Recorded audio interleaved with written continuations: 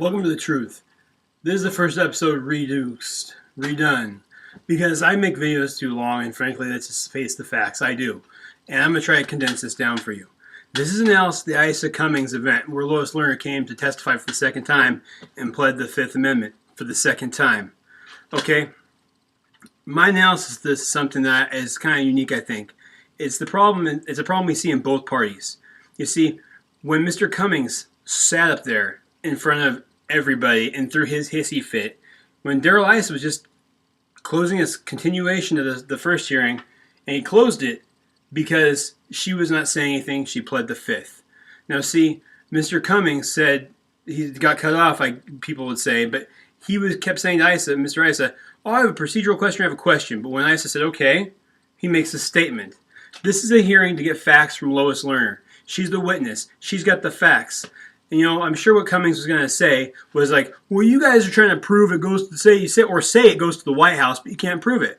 Well, the reason we can't prove it, Mr. Cummings, is because Mrs. Lerner there in front of you has the facts in her head and is not divulging them. And so we don't know that it doesn't. So if you want to if there's something you think that proves your point, you can, get out of her by asking her questions. Maybe she won't plead the Fifth. She probably will, though, because that's why she's pleading the Fifth. But if you think there's something to prove on your side, we're at the question part of this hearing. What does you giving a statement have to do with getting the facts from Lois Lerner's head? What does it have to do with getting what's in here, in her mind, out? You making statements has nothing to do with that. So the problem is, you see, after you got cut off, you threw this hissy fit and then saying, "Well, I represent, and all these Democrats lined up against the wall here, all represent 700,000 people." Lies. That's a lie, because the thing is, you represent the exact number of people that voted for you in that percentage. No more. If you represented the rest of the people in your district, guess what? You would not be sitting there wanting to make statements. You try to find the truth out from Lois Lerner by asking her questions, even if she has pled the Fifth for however much longer you asked your questions for, because you would care about what the people that don't agree with you, who are still your constituents in your district, you care about what they have to say and at least getting the truth for them, because you represent all 700,000 people. But you didn't do that, so you don't represent everybody. And all the Democrats on the wall over there that want to make statements or are there like to have the same viewpoint as you, do not represent 700,000 people. You represent a percentage of them, and just the percentage that agree with you. The problem that we have with both parties, that is showcased for the Democrats, is showcased for the Republicans with the Occupy Wall Streeters. See, a lot of the Occupy Wall Streeters, when they got... Don't believe me? If you don't believe me, go watch the videos. What happened to them when the cops came down, the NYPD, what they did was wrong. The NYPD was atrocious. They beat people with batons, pepper sprayed people on the sidewalk doing nothing.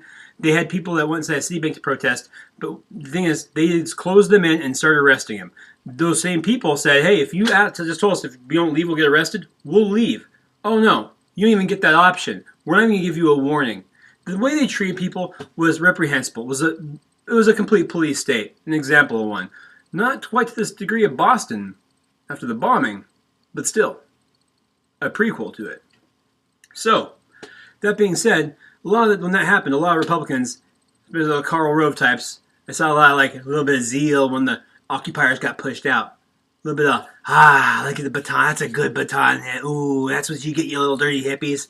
The problem with this is, with both parties, is that if you ever want somebody to believe what you believe, you have to show them that you offer a better alternative than what they currently believe in.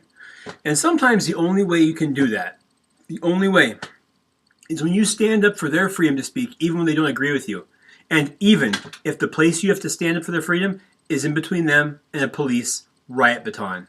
Neither party can do that. It's a surprise, right, that neither party is really getting through anymore, and nobody's listening. That's the truth. If you want people to believe in what you believe, you have to show them a better alternative and stand for their right to speak, even when they still disagree with you, even if that place is in between where the metal hits the meat or where the baton strikes the flesh. Because that is where you stand up for freedom. When you stand up for your enemies. And that is the truth. And that is what people will listen to.